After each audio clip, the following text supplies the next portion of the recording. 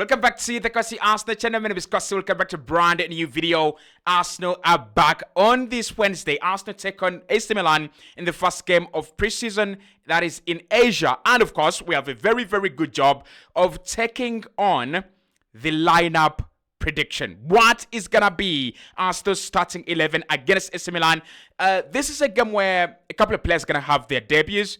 Zubimendi, debut expected. Nogard, debut expected, and Kepa as well, debut expected. You have a few, players like Noni Madueke, Christian Mosquera, Victor Gyökeres that are not yet in line for their debuts, but the arrival of Martin Zubimendi, the arrival of Kepa, the arrival of Christian Nogard, how does that affect Arsenal's starting 11? What is the 11 we are going to see? And what should we expect out of this Arsenal team? Of course, we've not seen them in a long time. It's not going to be a perfect performance, but especially for me, in terms of the tactics, that is what I'm very excited about. That is what preseason is about. It's about the manager trying to relay out his kind of ideas and his strategies early, what we're gonna see in the new campaign.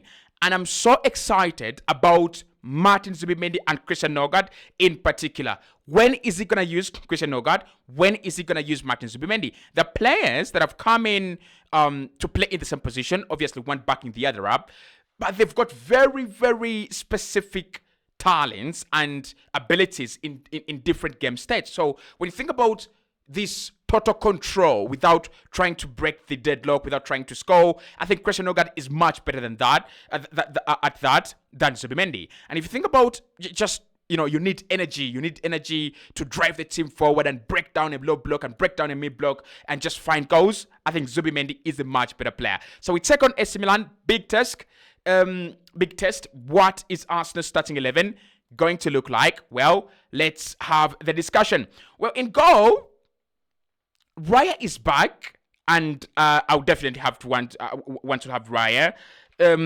I think from the get-go, we should be able to see Mikel Arteta's ideas. So I think Raya, he will be our starting goalkeeper next season, right? He's our starting goalkeeper next season, so he should be able to start most of all the games in preseason. But I won't be surprised to see Kepa. I won't be surprised to see maybe in the first half, Raya starts against AC Milan, and then later on, Kepa comes on. The thing is, this is kind of an Asia Premier League competition. AC Milan are there, Tottenham are there, Newcastle are there, Arsenal are there, and I think a couple of other clubs as well, right? So you want to make sure that, I think those are the 4 clubs involved, right, this time. You want to make sure that you play your best football, you play your best team, because you're going against juggernauts. You're going for against the best of the best, right? So for me, Raya, and I expect him to be part of the team long term. Now, right back, White and Timber are both back. And of course, I can't fit Timber at left back because Miles Lewis-Kelly he's just become a monster of a player. He's just become really developed, that his position is guaranteed in the team. So it means that we've got to choose one, right? But this is what I'm going to say. For now, White at right back, right? White at right back. And the thing with Benjamin White playing at right back right now, I think I want to see whether we can still have that connection of Odegaard, White, and Saka. It is one of the most balanced sides of the team. And against a team like AC Milan, they're a good team. They're not this hyper quality team, but they are a good team. They've got players like Rafa Leao. Would I want Leao against Ben White or Timber? Definitely Timber. But I also want to test that relationship. I want to see whether that relationship is really going to carry into next season. That is White, Saka, and Odegaard. And the reason as to why that relationship is so good is because you have players that are just willing to work hard and willing to do the right things.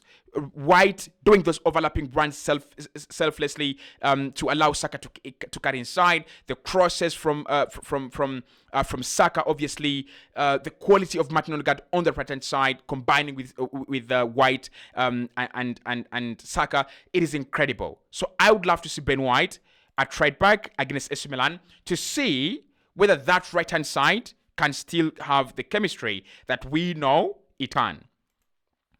Of course, for me, Lewis Kelly, without a doubt, then becomes the left back. I think with Lewis Kelly, it's no longer a question of if he will become a superstar. It's a question of when. Because the right conditions have already been set. This is a young midfielder who has gone, I don't care. I will play wherever the manager plays me, but I'm going to be quality. And he's a quality player. And his mentality is sickening. Absolutely. It's disgusting. Like, he's so young for him to be that good and for him to be that good mentally, in terms of mentality. And last season, he was one of the players that at Arsenal that he couldn't dribble past as well. So if you can keep that up, left back is all yours, mate. No questions about that. So you have Saliba and Gabriel, okay, at centre back. Saliba is alright. So I'm going to play Saliba. Saliba is alright, right? But Gabriel is just coming back from this kind of nasty long-term injury that kept him out for the back end of the campaign. There is something that I want to see. I want to see Timber alongside Saliba. And I'm going to explain why. So if Big Gabi is still injured and Christian Mosquera is not available for Milan, we know we can trust Timber. Another player you could trust in that situation would have been Takehiro Tomiyasu, but Takehiro Tomiyasu, obviously, injuries rigged his career and he ripped his contract apart, with the consensus of Arsenal. But with Timber, he's got very many similarities with Gabriel. And he has played at left back before. Does that guarantee that can play at left centre back? No, it doesn't. But of course, being comfortable at left back means he can be used as an option at left centre back. That's number one. Number two, when you think about Gabriel and Saliba and their partnership, who is the leader? It is actually Gabriel.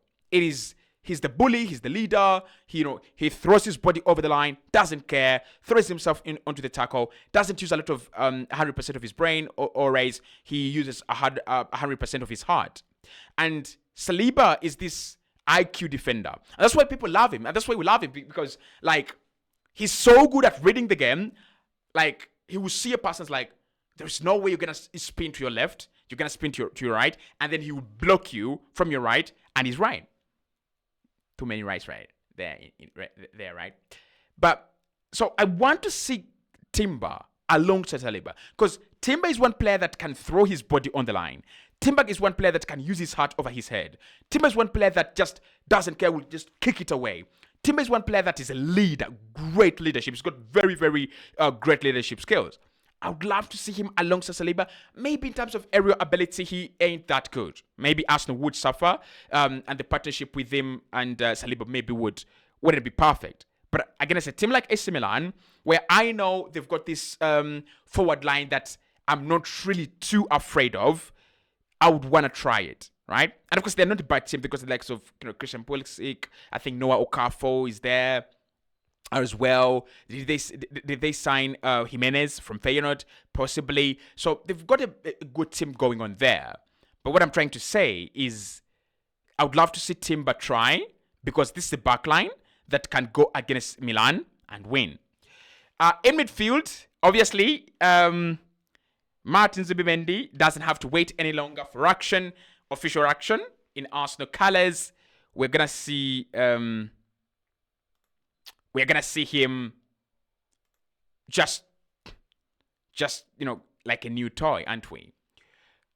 And the question with Zubimendi, and maybe I didn't talk about this enough on the channel when we signed him. Martin Zubimendi rewires the relationships that we have had in midfield. What do I mean?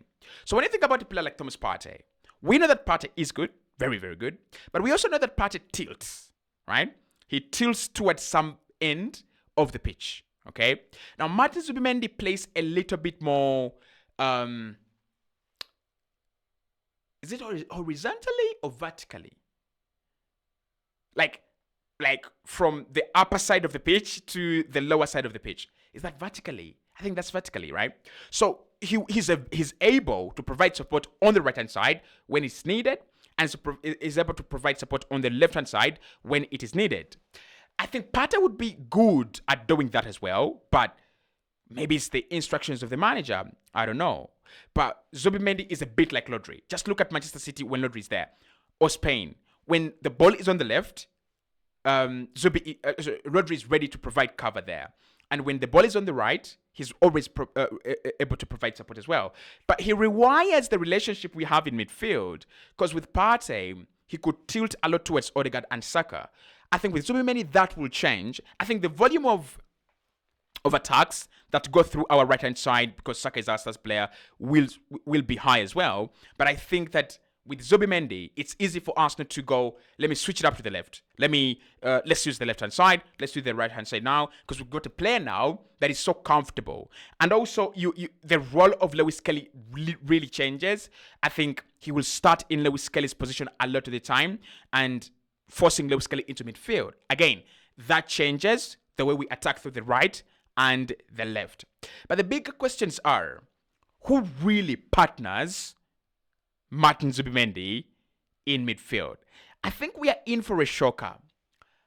I won't be surprised to see a player like Kai Havertz get a lot of minutes in midfield as a box crusher. I won't be surprised, right? People have already said that there is concern about, Kai Havertz and not Kai Havertz, but Rice, Odegaard, and Zubimendi playing together, and maybe they're not gonna play together. Maybe they are. We don't know. But for now, I would definitely go traditional and say Declan Rice in one end of the pitch, and then Odegaard in the other, in the other part of the midfield. So obviously, we know they switch. Rice to the left, and then Odegaard to the right. This is how everyone thinks we are gonna line up. But like I said, don't be surprised if there is a surprise. Okay, surprises are meant to surprise you, but what I'm trying to say, if Mikel Arteta tweaks it, Cossy has said it. Okay. The attack is not yet very exciting because new additions are not here yet. It should get better anytime soon. So on the left, I think Martinelli is gonna be dying, right? Martinelli is gonna be dying to prove his worth to the team and the manager, and maybe he's just gonna be screaming, "Don't do this to me. I've got something to offer to the team." And with Martin Zubimendi and Lewis Kelly arriving, maybe Lewis Kelly provides that kind of width to Martinelli, the kind of width that he wasn't getting, and maybe he cuts inside and comes inside and plays close to goal, and we score more goals through Martinelli. But I think Martinelli for me on the left. Through the middle is gonna be Kai. Sorry guys, not yet, right? Number 9, not yet, but it's gonna be Kai, and I can't promise that there is anything new when it comes to Kai's performances, but I'm glad to see him back. He's improved a little bit when it comes to his physique, so maybe there is something there for us. And then Bukayo Saka, the star man of the team. So this is the most probable 11 against Milan, but changes could be Trossard maybe coming in for Gabriel Martinelli around here. That's very, very possible. You might see Christian Norgard instead of Zubimendi, and you might also see Kepa. You might see Gabriel play, right? Because I'm concerned about his fitness. Really, really concerned about his fitness, but doesn't mean he can't play, right? Maybe the manager has better information that he can play. So that is my starting 11 against AC Milan on Wednesday. Happy to have Arsenal back. I'm really, really excited to see the team. I'm really excited to see Arsenal. I'm really excited to see how we go about in terms of tactics and the manager and the excitement of the new signings, obviously. Haven't seen Nogard yet, haven't seen Kepa yet, playing. Should be an interesting game. Couple of debuts, but we shall do a preview tomorrow, obviously.